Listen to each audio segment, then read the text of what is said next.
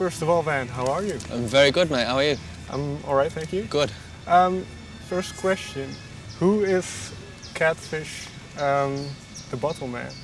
Catfish, the Bottlemen. He's the inspiration behind the band name. Obviously, he's from he's a busker in Australia who plays like it's like a washing line with like wine bottles on it. He plays it like a drum kit, and that was my first memory of music. I used to, like when I was a kid, I spent the first 2 years of my life like touring around Australia with my mum and dad, like just in the back of a car kind of thing. And he was the first memory of seeing somebody play music. So I thought it'd be apt to name the band that. When we, come to name the band, I thought we need something a bit stand-out-ish.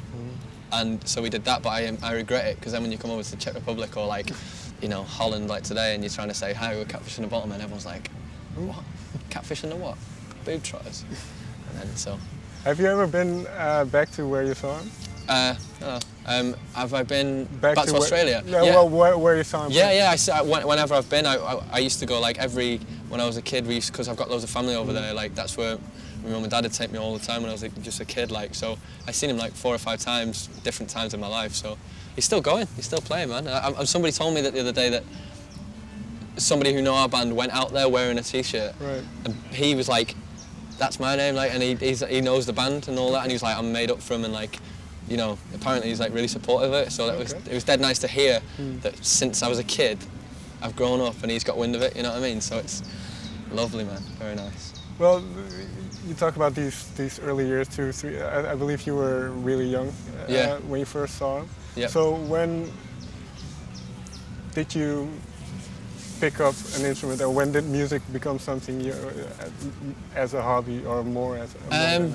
I've always wrote lyrics. Like I'm really into words, so like I've always wrote lyrics and stories since I was since I can remember really. Like in school I could never spell, or I was a bit dyslexic, so I used to get words in the wrong place all the time. But I was always good at capturing a story. Do you know what I mean? Like they always used to give me credit for that on my school reports. Right. And so I've always written lyrics and stuff like that, and my life's been surrounded by music. Like my dad used to always like just play the harmonica, and like we used to live in a hotel when my mum and dad used to have a hotel when I was a kid, and we used to have a bar in it. And like every New Year, like all my family would come down, and my granddad's like Irish, all my family are Irish, and he plays the fiddle. He's like probably nearly 200 years of age now, and he still goes on tour. Like he had a stroke a couple of months ago, and doctors said he'd probably never walk again, never mind play the fiddle, like a violin. And within 2 days, I think, he was back on tour in Ireland playing the fiddle. He is honestly one of the coolest men on the planet. He's like the godfather of our family, do you know what I mean? So it's all, and he bought me my first guitar, or first guitar lesson or something, and then I was no good at that. Like I wasn't very good at getting taught how to play, and then I just kind of went rogue, and then taught myself how to play guitar, and then, I jammed with him like a couple of years ago, and he was playing the fiddle. It was a nice moment, So I've just been surrounded by music. Everyone, like everyone's singing all the time. My dad I remember when I was a kid, I was like little fat baby head, just with these massive headphones on, like similar to your ones now, but obviously I had a much smaller head then. And it was, I remember him just like playing, John Lennon, that song Beautiful Boy. He used to play that to me because I was his baby, So I just remember having that in loop, and every time I hear that song, I just hear, nostalgia.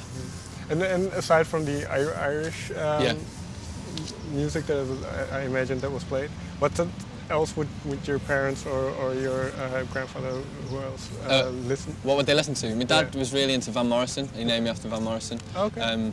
So like, I used to just listen to Van Morrison. Every Christmas, we got this live DVD live at Montreux. I wanted to call our album Live at Montreux, even though it wasn't live or at Montreux.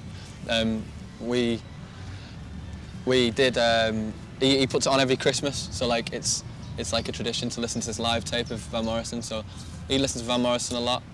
Who else did he listen to? Just like singer-songwriters. Like he's really into like country, like like Glenn Campbell, stuff like that. So his music tastes pretty bad, but he's like, one thing he was good at was, big songs, like worldy songs that go to #1 and stuff. He'd always be able to tell that really early on.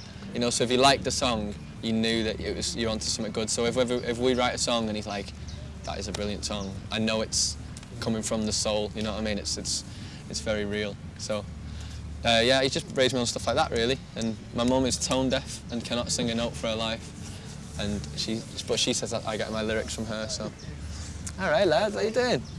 Well, you mentioned starting songwriting at a very early age. Yeah.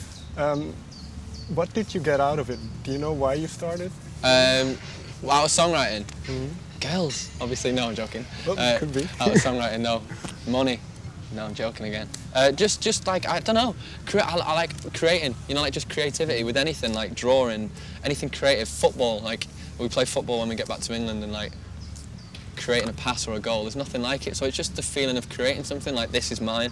I've created this, and like, you know, playing live has always been my thing. Like the main thing in my life. The reason why I'm in a band more than music is meeting people like yourself, coming to like flying to fucking like Amsterdam and like meeting all these people from Amsterdam just because I wrote this song in my bedroom. Just like that blows my head. Like we'd just come back from a month in America, flew straight to Amsterdam, played in Holland, go back home, play at festivals in England, then fly back out to like Australia and shit.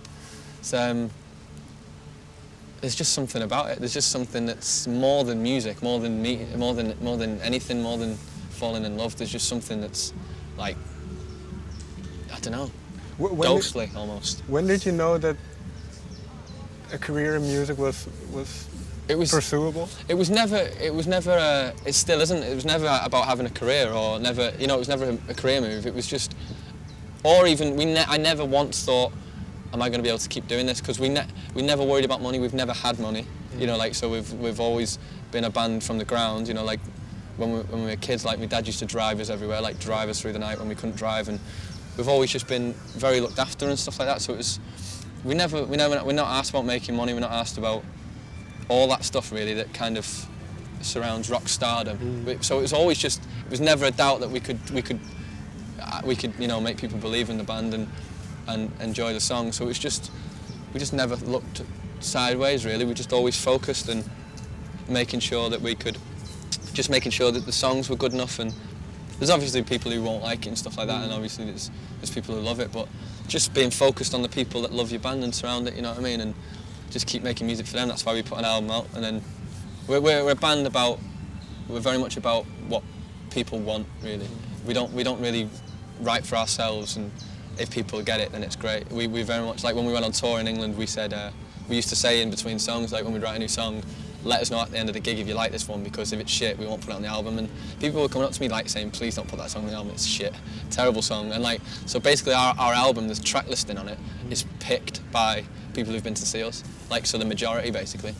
Okay, yeah. But I imagine then you have to draw a line somewhere, because not everybody who walks up sees, oh, this is shit, so yeah, I'm no, gonna yeah. put it on. Well, so. yeah, you have your like we all have our favourites and stuff like that, and my favourite song tends to be the one that the people don't like, you know what I mean, and like, because it means something lyrically or something, but we just try, there is a balance, there's a way, you know, you obviously can't just go put something on that everybody likes and just raving about, and there's got to be some, like with our hearts are in every single song, but to me it's just like, at the end of the day, coming from our band, you know what I mean, so at the end of the day it's our music, so it's more than what I like. It's about what other people like. When I'm writing a song, I don't think about me. I think about 100,000 people in a field. I'm like, are they going to vibe off this? Are they going to jump? Are they going to be able to get drunk to this and meet a girl and fall in love and all that stuff?